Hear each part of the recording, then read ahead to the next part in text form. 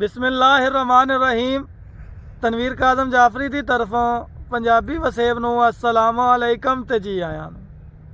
असी तुहाडे अपने चैनल ते अज तुहाडे वास्ते एक पंजाबी गज़ल लैके आए हाँ। तो उम्मीद करते हैं कि तुहानूं ये गज़ल पसंद आएगी। ये गज़ल जिहड़ी है बेसिकली मुआशरती रंग च लिखी गई है तो यदा तुहानूं वखरा स्वाद आएगा। तो चलते हैं जी गज़ल की तरफ। गज़ल का मतलब है जी कि शराबां शबाबां दी तहजीब रह गई। शराबां शबाबां दी तहजीब रह गई, इत्थे बस कबाबां दी तहजीब रह गई। शराबां शबाबां दी तहजीब रह गई, इत्थां बस कबाबां दी तहजीब रह गई। शरीफां दे नामों निशां मिट गए ने, शरीफां दे नामों निशां मिट गए ने। फसुरदा नवाबां दी तहजीब रह गई। शरीफां दे नामों निशां मिट गए ने, फसुरदा नवाबां दी तहजीब रह गई। ਉਹ ਚੁੰਨੀ ਤੇ ਚਾਦਰ ਦਾ ਮੌਸਮ ਨਾ ਰਿਹਾ, ਉਹ ਚੁੰਨੀ ਤੇ ਚਾਦਰ ਦਾ ਮੌਸਮ ਨਾ ਰਿਹਾ। ਪਜਾਮੇ ਨਕਾਬਾਂ ਦੀ ਤਹਜ਼ੀਬ ਰਹਿ ਗਈ। ਉਹ ਚੁੰਨੀ ਤੇ ਚਾਦਰ ਦਾ ਮੌਸਮ ਨਾ ਰਿਹਾ, ਪਜਾਮੇ ਨਕਾਬਾਂ ਦੀ ਤਹਜ਼ੀਬ ਰਹਿ ਗਈ। ਫਕਤ ਹੁਣ ਤੇ ਕੁੜੀਆਂ ਦੇ ਨੱਚਣ ਦਾ ਦੌਰ ਹੈ, ਫਕਤ ਹੁਣ ਤੇ ਕੁੜੀਆਂ ਦੇ ਨੱਚਣ ਦਾ ਦੌਰ ਹੈ।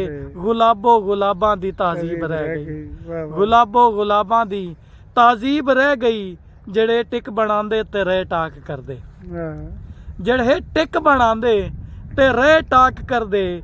ਉਹਨਾਂ ਲਈ ਵੀ ਖਾਬਾਂ ਦੀ ਤਹਜ਼ੀਬ ਰਹਿ ਗਈ, ਉਹਨਾਂ ਲਈ ਵੀ ਖਾਬਾਂ ਦੀ ਤਹਜ਼ੀਬ ਰਹਿ ਗਈ। ਤੇ ਸਾਡੇ ਨਾ ਇਸ ਵਕਤ ਜਿਹੜੇ ਹਾਲਾਤ ਨੇ ਉਹਦੇ 'ਚ ਬੇਰੁਜ਼ਗਾਰੀ ਬਹੁਤ ਜ਼ਿਆਦਾ ਹੋ ਗਈ ਜੀ।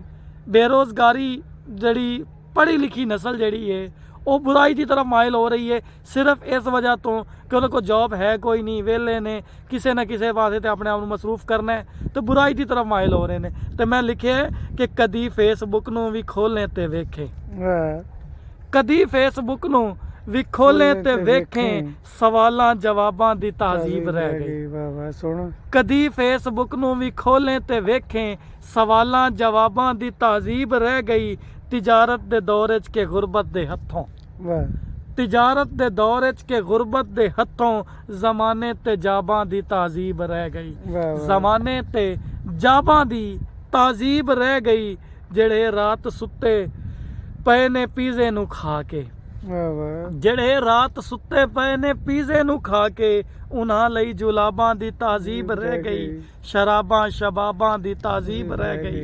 इत्थे बस कबाबां दी तहजीब रह गई। बहुत